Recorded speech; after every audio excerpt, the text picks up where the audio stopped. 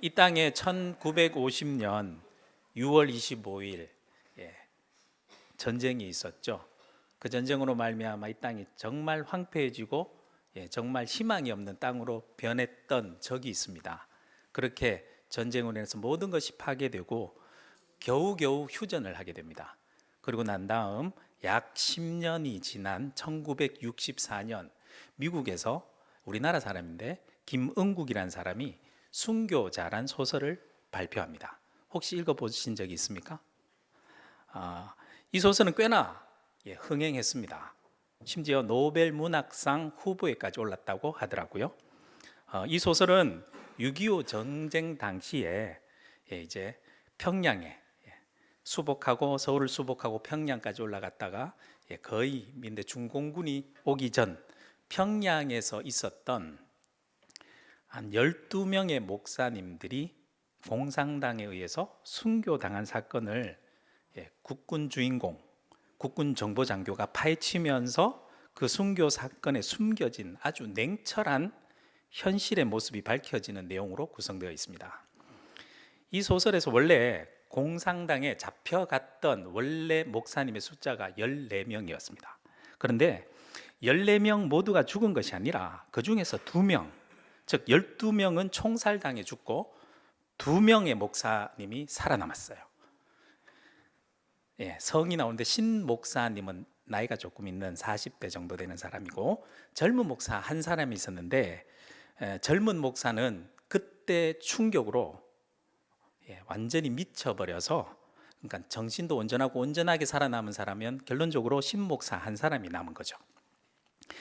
이들은 어떻게 해서 살아남을 수 있었을까? 모두 다 총살당했는데 어떻게 살아남을 수 있었을까? 그 이유를 이 주인공이 정보장교가 이름이 이대위인데 이대위가 파헤쳐 나가면서 그 사건의 전말들이 하나하나 밝혀지는 스토리로 진행되어 나갑니다. 내용이 궁금하죠? 왜 살아남았을까? 궁금하신 분은 소설책을 보십시오. 이 소설에 이 주인공 이대위가 친구가 있어요. 친구가 있는데 이 친구가 박대위인데 이 친구가 누구냐면 해필 그 12명의 목사님 중에 아주 대표자 격이었던 목사님, 박 목사님의 아들이 바로 이대위의 친구였어요. 이 박대위 아버지가 어떻게 죽었는지 그때의 진실을 아들은 알게 됩니다. 이대위를 통해서. 그러고 난 다음에 공개적으로 순교자들을 기리는 연합 추모 예배를 준비하게 됩니다. 그리고 순교자 유족을 대표해서 마음에 내키진 않지만 이 박대위가 그 단상에 오르게 됩니다. 올라서 많은 사람들이 모인 가운데 말을 하는데 욥기서 부분을 읽어요. 그는 욥기서 24장 말씀을 쭉 읽어 나갑니다. 모든 모인 대중들 앞에서 이렇게 낭독합니다.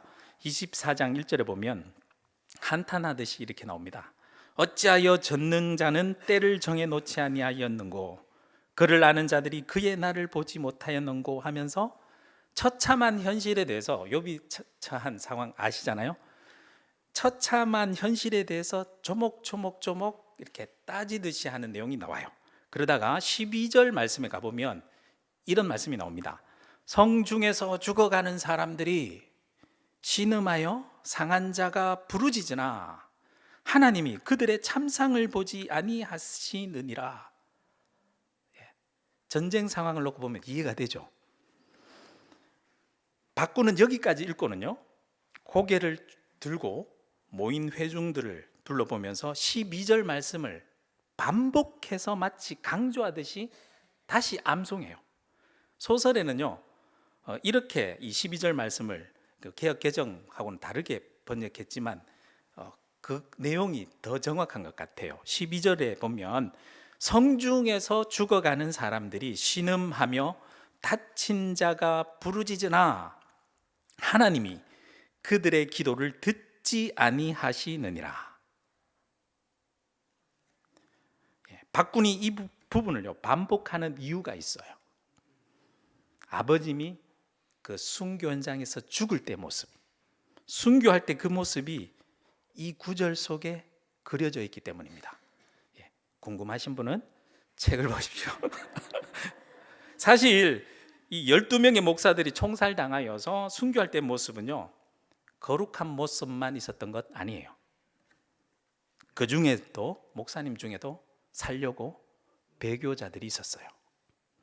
비록 신앙을 가진 목사들이라 할지라도 자신이 당장 죽고 나면 자신의 가족들은 어떻게 해요? 죽음 앞에서 살기 위해 정말 추한 모습을 보인 사람들도 있었어요. 비록 목사라 할지라도 자신의 죽음을 바로 눈앞에 두자 살려고 발버둥치는 인간의 그 처절한 모습이 그대로 드러났던 거예요. 아무리 신앙 좋은 목사라 할지라도 죽음 앞에서는 이렇게 한 사람의 나약한 인간일 뿐이란 모습이 적나라하게 드러나고, 또한 살려달라고 애타게 아우성치면서 하나님의 이름을 불러봐도 응답하지 않는 그러한 정말 처절한 상황. 그때 총성이 한 발 탁 울리면서 차례대로 12명을 죽여나갑니다. 12명이 순교한거죠. 2명은 어떻게 살아남았을까? 소설을 참고하십시오. 그래서 박구는 욥기 42장 24장 12절 24장 12절을 더 읽지 못하고 이 구절에서 대중들 앞에 반복하며 암송했던 거죠. 성중에 죽어가는 사람들이 신음하며 다친 자가 부르짖으나 하나님이 그들의 기도를 듣지 아니하시느니라.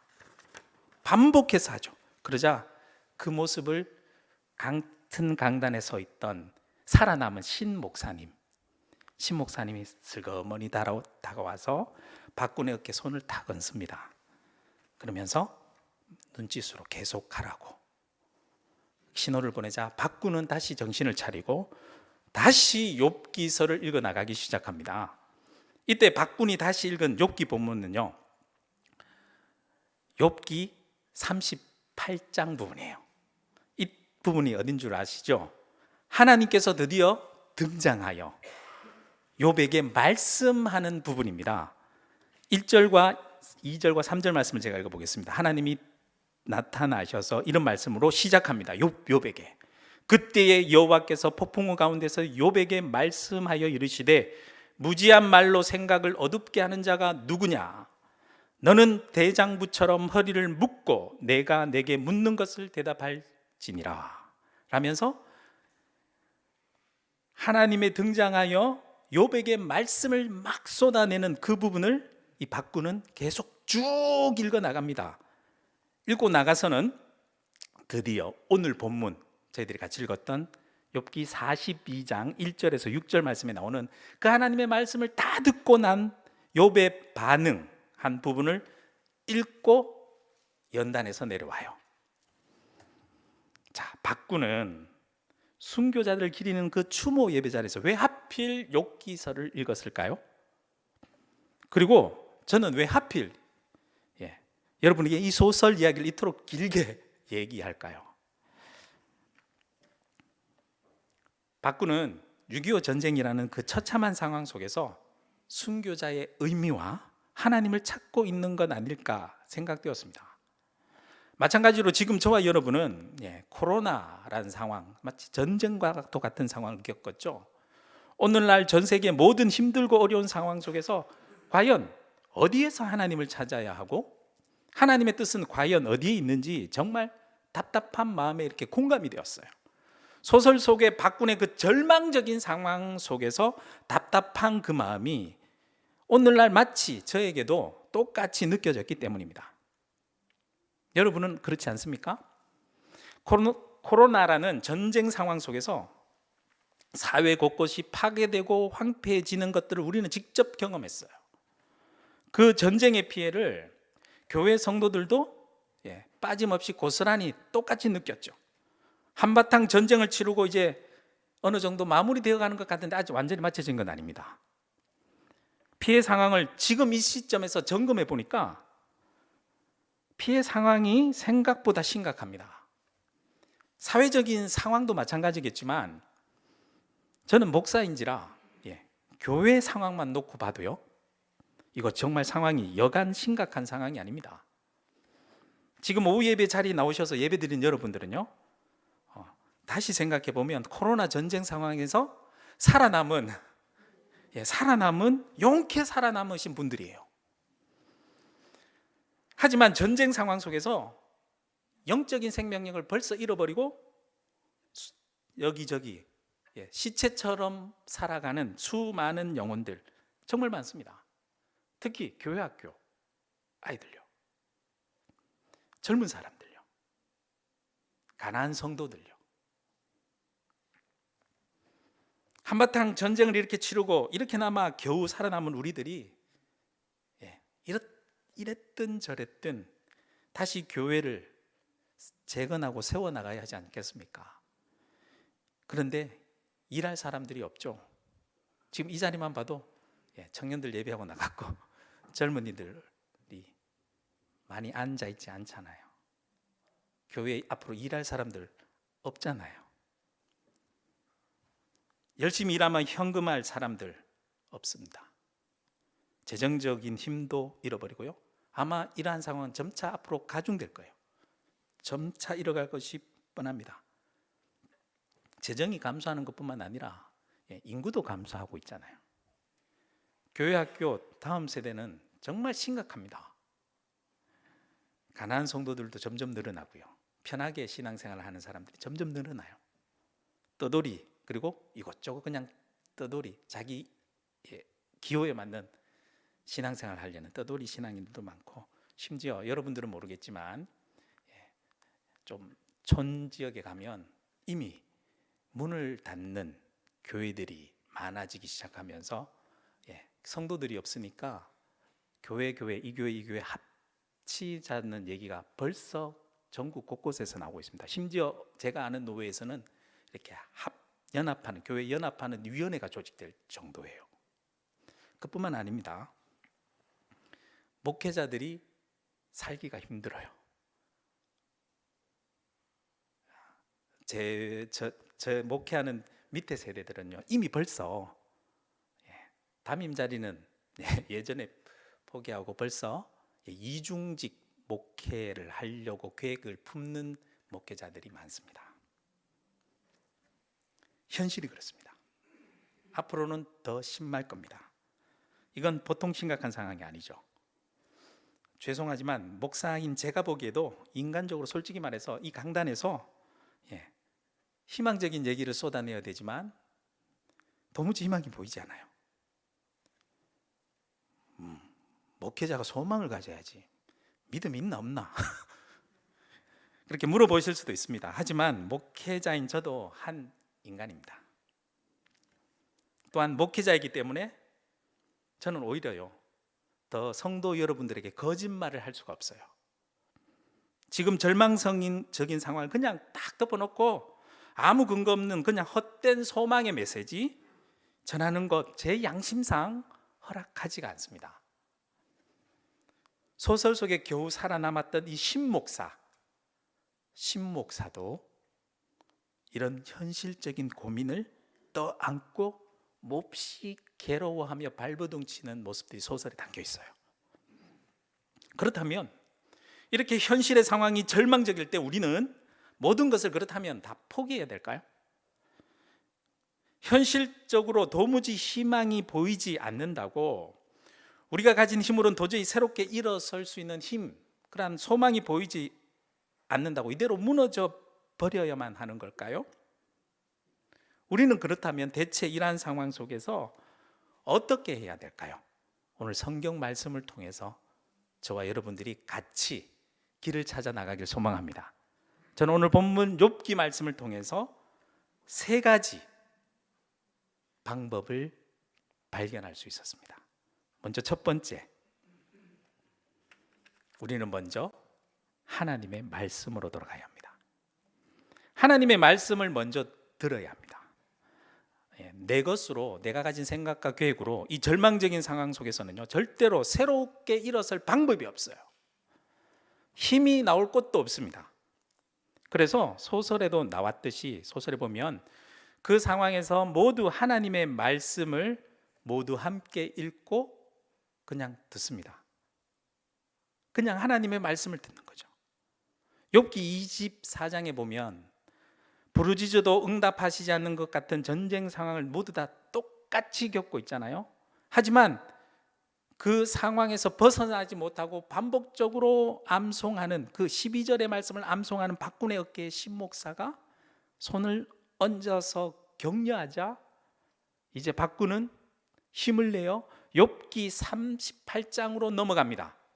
38장에 가니까 하나님께서 임재하셔서 욥에게 말씀을 쏟아내는 부분을 나옵니다. 그 부분을 읽어 나갑니다.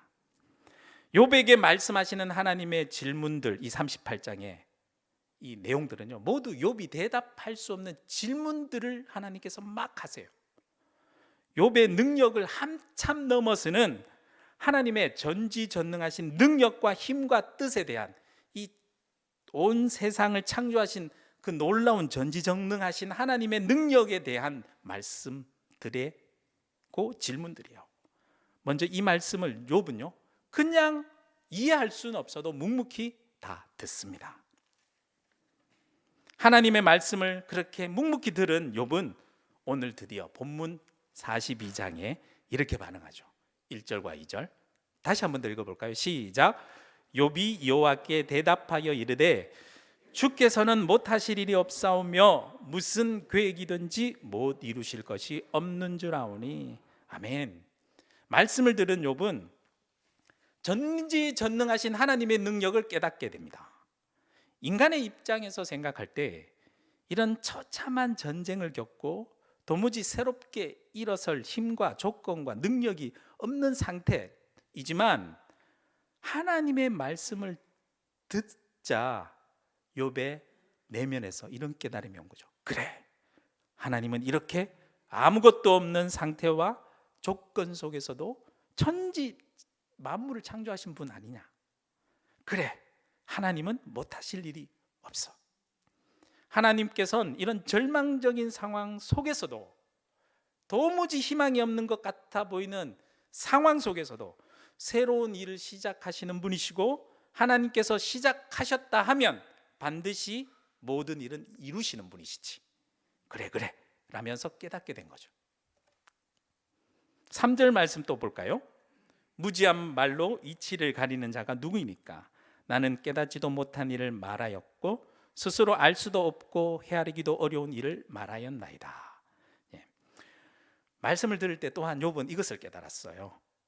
바로 전지전능한 하나님인 반면 나는 나약하고 연약한, 정말 어리석은, 하나님 앞에서 어리석고 나약한 존재라는 것을 깨닫게 되고 하나님 앞에서 인정하게 됩니다. 알지도 못하면서 우리는요, 참 마치 다 아는 것처럼 떠들어 많이 되죠. 저도 많이 떠들어 됩니다. 여러분들은 어떻습니까? 조금 전에 제가 알지도 못하면서 코로나 이후의 상황을 제 나름대로 판단하여 희망 없다라고 얘기했고 마음대로 떠들어댔던 것처럼 말입니다. 연약한 한 인간일 뿐인 저의 소견에는 그렇게 부정적인 말들을 쏟아낼 수밖에 없었다는 것을 욥도 인정했고요, 저도 인정하고요, 여러분들도 인정해야 될 겁니다. 인간은 어쩔 수 없습니다. 한계가 있습니다. 인간은 나약합니다. 그것을 솔직히 인정하라는 것이죠. 4절 말씀 계속 보겠습니다. 함께 읽겠습니다. 시작. 내가 말하겠사오니 주는 들으시고 내가 주께 묻겠사오니 주여 내게 알게 하옵소서. 사실 이 말씀 갑자기 앞뒤 문맥을 살펴보면 난데없이 엉뚱한 말이거든요. 그래서 저 금방 읽으면 이해가 되지 않아서 다른 번역본을 살펴보면 이렇게 번역하는 것이 맞아요.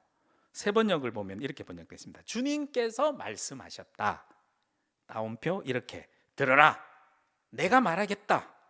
내가 물을 터이니 내게 대답하여라 하셨습니다. 하나님께서 이렇게 말씀하셨습니다 라고 얘기하는 부분이에요. 4절 말씀은요, 38장 하나님께서 임재하셔서 말씀하실 때 그 부분을 그대로 인용하고 있어요. 말씀 그대로 언급하면서 지금 욥은 네, 하나님의 말씀을 제가 주의 깊고 제대로 잘 듣겠습니다 라는 욥의 결단이 담겨 있는 말이에요. 주님께서 이렇게 말씀하셨죠? 제가 잘 듣고 있는 건 맞죠? 마치 확인하듯이 말하는 거예요. 두 번째, 우리는 말씀을 주의 깊게 들을 때에, 그렇게 주의 깊게 들을 때 우리는 주님을 볼 수 있습니다. 5절 말씀 함께 읽겠습니다. 시작. 내가 주께 대하여 귀로 듣기만 하였사오나 이제는 준으로 주를 배웁나이다. 아멘. 말씀을 주의 깊게 잘 들을 때 욥의 영적인 눈이 뜨여졌어요. 하나님께서 창조 세계 질서에 대해서 하나하나 언급하시면서 질문하면서 말씀하는 것을 욥이 주의 깊게 들으며, 하나님이 말씀하실 때 이것은 어땠느냐, 이것은 아느냐 이렇게 말씀하실 때 그것을 새롭게 보니까, 그곳에서 정말 말씀을 듣고 보니까 지금까지 보이지 않았던 천지 만물을 창조하시고 지금도 살아서 섭리하시고 다스리고 계시는 하나님의 세밀한 손길이 눈에 보이는 거예요. 이제는 욥이 보는 곳마다 이리 돌아봐도 그렇고 저리 돌아봐도 그렇고, 이제는 말씀을 듣고 보니까 하나님이 거기 계신 것을 직접 볼 수 있었던 거죠. 6.25 전쟁으로 모든 것이 파괴되었고 황폐해 도무지 회복될 기미가 보이지 않았던 이 땅에, 소설에서도 뒷부분에 약간 언급됐듯이요, 폐허뿐이에요. 완전히 폐허로 변한 교회터에 살아남은 자들이 모여서 예배를 드리기 시작합니다. 하나님의 말씀을 살아남은 신목사님을 통해서 듣습니다. 그러면서 살아계신 하나님의 모습을 보기 시작하면서 힘을 얻고 무너진 곳들을 속도는 느리지만 하나하나 새롭게 세워나가기 시작합니다.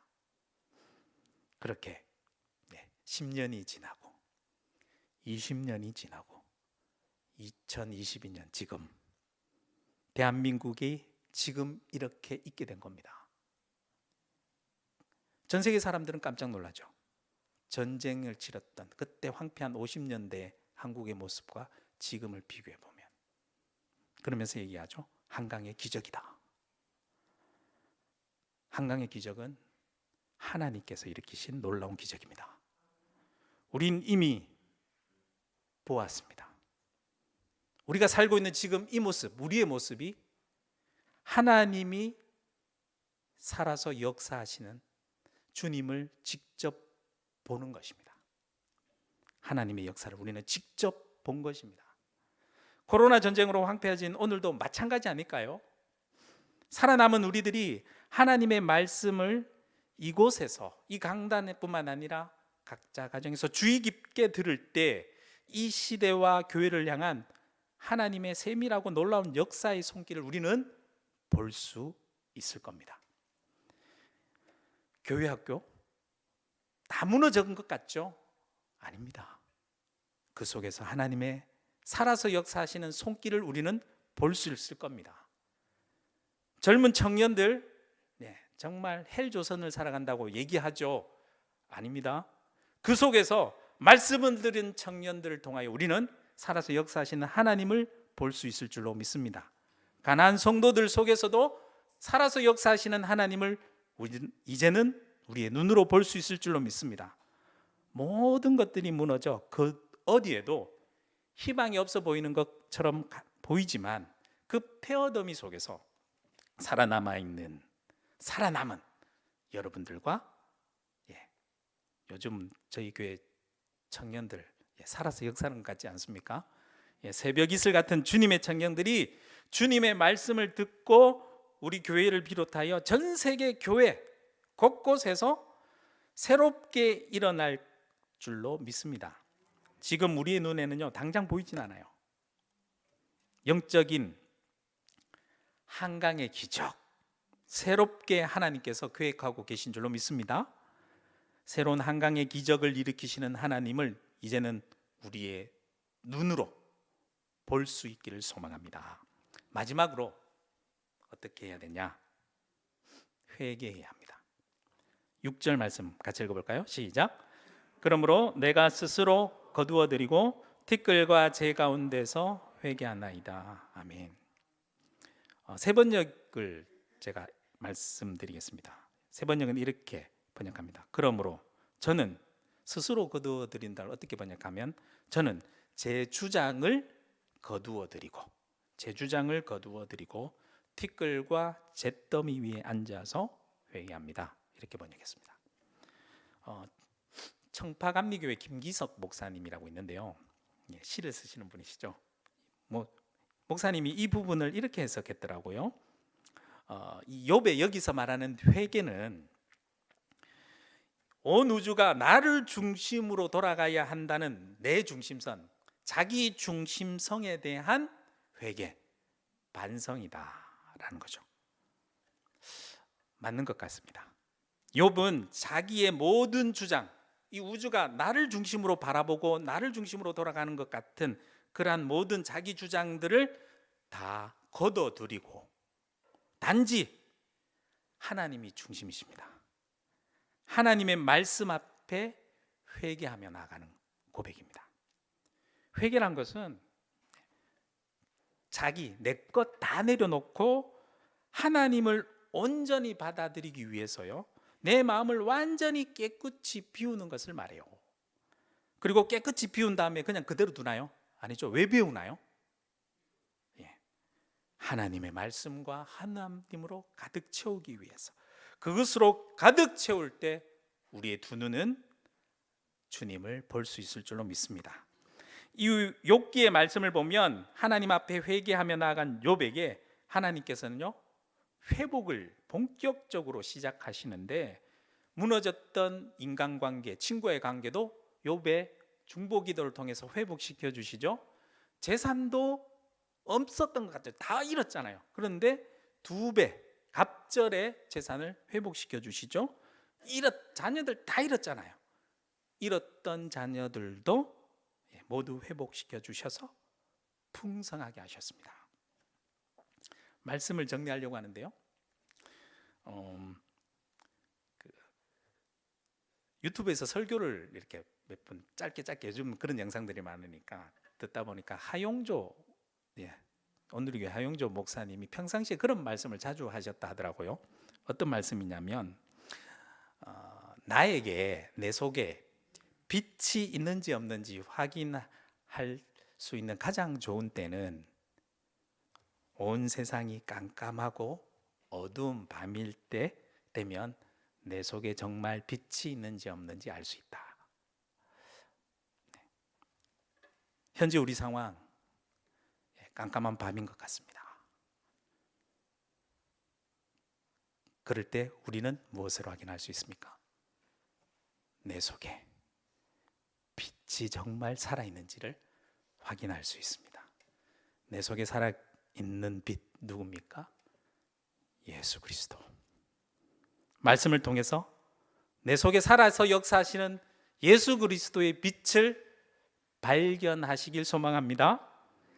또 그 빛 예수 그리스도로 우리의 삶 가운데 그 예수 그리스도께서 비춰주시는 빛으로 주님이 살아서 이곳저곳에서 역사하는 것을 우리의 두 눈으로 이제는 다른 것 보는 것이 아니라 그곳에서 주님을 바라보면서 한 주간의 삶을 살아가시는 저와 여러분들이 되시길 주님의 이름으로 축복합니다.